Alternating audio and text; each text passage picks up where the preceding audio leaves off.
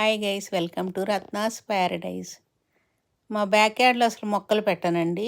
ఇటువైపు సైడ్కి కొంచెం ఖాళీ ఉంటుంది అనమాట. ఇంతకుముందు నేను పుదీనా పెట్టాను. ఆ పుదీనా ఏమైందంటే పెద్ద జంగిల్లాగా అయిపోయి అంతా యువతలకు వచ్చేస్తుంది గ్రాస్లోకి.